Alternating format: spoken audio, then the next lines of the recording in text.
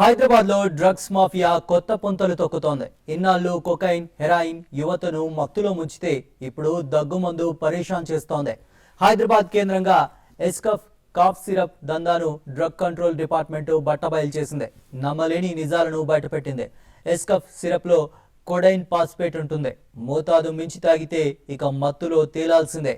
Kidney, కాలేయ సంబంధ వ్యాధులు కమ్ముకుంటాయి. వ్యాధి నిరోధక శక్తి సన్నగిల్లుతుంది. హార్ట్ పల్స్ రేట్ తగ్గుతుంది. మానసిక స్థితిపై తీవ్ర ప్రభావం ఉంటుంది.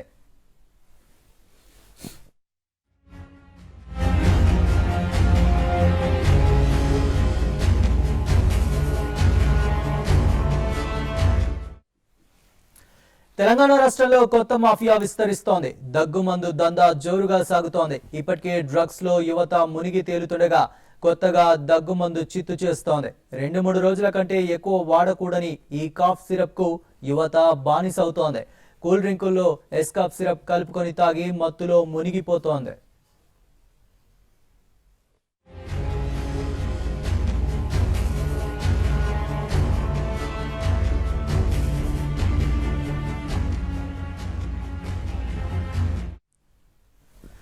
డ్రగ్స్ పై అధికారులు కఠినంగా వ్యవహరిస్తుండటంతో కేటుగాళ్లు కొత్త దారులు వెతుకుతున్నారు. దగ్గుమందును ఇందుకు మార్గంగా ఎంచుకుంటున్నారు. ఇప్పటికే నిషేధించిన కొన్ని రకాల దగ్గుమందులను యువతకు ఎరగా వేస్తున్నారు. యువతే లక్ష్యంగా కాలేజీలు, మద్యం షాపుల సమీపంలో వీటిని విక్రయిస్తున్నారు. యువత జీవితాలతో ఆడుకుంటున్నారు.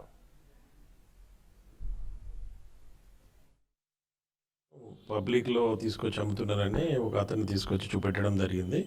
మేము అప్పుడు చూస్తే దాంట్లో కొడిన్ ఫాస్ఫేట్ అనేది ఉంటుంది కాబట్టి అది వాళ్ళు వాడి నిద్ర సందర్భం ఉంటుంది. జనరల్గా కాఫ్కు వాడాలి అది.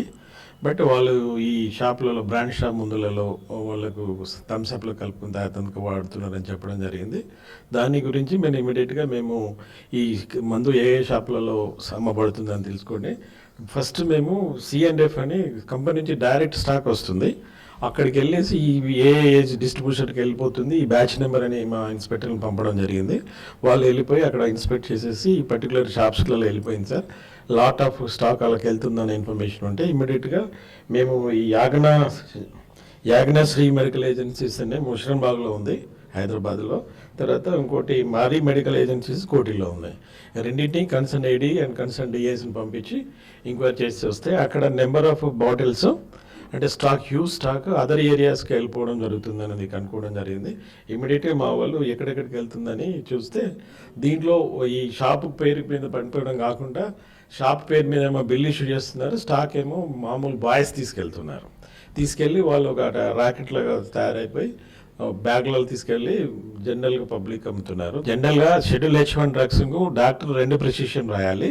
ఒకటేమో పేషెంట్కి ఇవ్వాలి, రెండోటేమో మా డాక్టర్ రాసినప్పుడు మెడికల్ షాప్లో పెట్టుకోవాలి. మా వాళ్ళు ఇన్స్పెక్షన్కి వెళ్ళినప్పుడు ఈ యొక్క స్టాక్ యొక్క పొజిషన్స్ వెరిఫై చేయడం జరుగుతుంది. అది ఎంత స్టాక్ వచ్చింది, ఎన్ని ప్రిస్క్రిప్షన్ వచ్చిందని వెరిఫై చేయడం. ఒకవేళ డిఫరెన్స్ ఉంటే వాళ్ళకి డ్రగ్స్ అండ్ కాస్మెటిక్ యాక్ట్ ప్రకారం ఆ షాప్ను అడ్మినిస్ట్రేషన్ యాక్షన్ కానీ లీగల్ యాక్షన్ కానీ తీసుకోవడం జరుగుతుంది.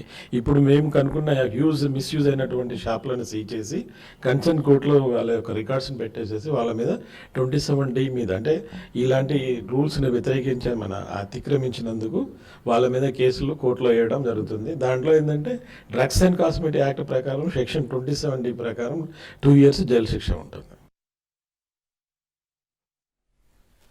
కామన్ గా దగ్గు సిరప్ ను డాక్టర్ ప్రిస్క్రిప్షన్ రాసిస్తేనే విక్రయించాలి. కానీ ఇప్పుడు ఇది మాఫియా చేతుల్లో పడి సర్వనాశనం చేస్తుందని మెడికల్ షాప్ వాళ్ళు చెబుతున్నారు.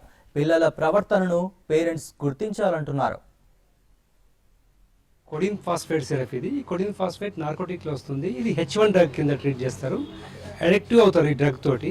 ఇది డాక్టర్ ప్రిస్క్రిప్షన్ మీద dosage written by doctor dosage మీదకి వాడాల్సి ఉంటుంది. కాకపోతే ఈ మధ్యలో డిపార్ట్మెంట్ వాళ్ళు పట్టుకున్న ఎస్కాఫ్ అనే కొడిన్ ఫాస్ఫేట్ సిరప్ పట్టుకున్నారు. డిపార్ట్మెంట్ వాళ్ళు చాకచక్యంగా పట్టుకున్నారు. ఇది వీరు విస్కీ బ్రాండీ తాగడానికన్నా ఎక్కువ అలవాటు దీనికి పడిపోతారు. యూత్ ఎవరైనా తీసుకున్నట్లయితే ఇంట్లో పేరెంట్స్ ఈజీగా ఐడెంటిఫై చేయొచ్చు. ఇలాంటి అలవాటు పడుతున్నట్లే వాళ్ళ పెదవులు లావవుతుంటాయి, తర్వాత మెడ ఉబ్బుతుంటుంది. ఈ కొన్ని సిమ్టమ్స్ బట్టి డ్రౌజీగా ఉంటుంటారు, ఎప్పుడు చికాగా ఉంటుంటారు, మర్చిపోతుంటారు. ఈ సిమ్టమ్స్ బట్టి పేరెంట్స్ అబ్జర్వ్ చేసేసి ఇలాంటి వాళ్ళను ఇంట్లో పేరెంట్స్ వాళ్ళ గైడెన్స్ వాళ్ళతోటి కంట్రోల్ చేసేయాలి. సామాన్యంగా ఇప్పుడున్న పరిస్థితుల్లో మెడికల్ షాప్లో ఎవరు కూడా కోడిన్ ఫాస్ఫేట్ సిరప్ డైరెక్ట్ ఇవ్వట్లేదు.